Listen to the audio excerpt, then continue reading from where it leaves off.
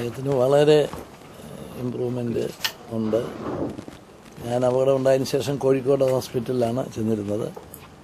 അന്ന് വീഡിയോയിൽ കൂടെ കാണാൻ സാധിച്ചിരുന്നുള്ളൂ. ഇന്ന് കാണാനും അദ്ദേഹത്തിൻ്റെ ആരോഗ്യനിലയിൽ വന്നിട്ടുള്ള നല്ല പുരോഗതി നേരിട്ട് കാണാൻ സാധിച്ചതിൽ വളരെയധികം സന്തോഷമുണ്ട്. പൂർണ്ണ സൗഖ്യം എത്രയും വേഗം വരട്ടെ എന്ന് ആശിക്കുകയും പ്രാർത്ഥിക്കുകയുമാണ്. അത് അധികം വൈകാതെ തന്നെ പൂർണ്ണ ആരോഗ്യം അദ്ദേഹത്തിന് വീണ്ടെടുക്കാൻ സാധിക്കും എന്നാണ് എൻ്റെ പൂർണ്ണ പ്രതീക്ഷ.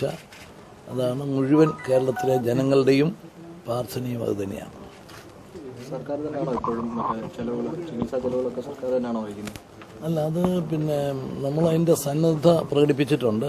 അവരുടെ ഭാഗത്തു നിന്ന്, വീടിൻ്റെ ഭാഗത്തു നിന്ന് അങ്ങനെയൊരു ഇത് വന്നിട്ടില്ല. നമ്മളന്ന് അങ്ങോട്ട് വലിയൊരു ഹോസ്പിറ്റലിൽ കൊണ്ടുപോകാനുള്ള ക്രമീകരണം ചെയ്തിരുന്നു.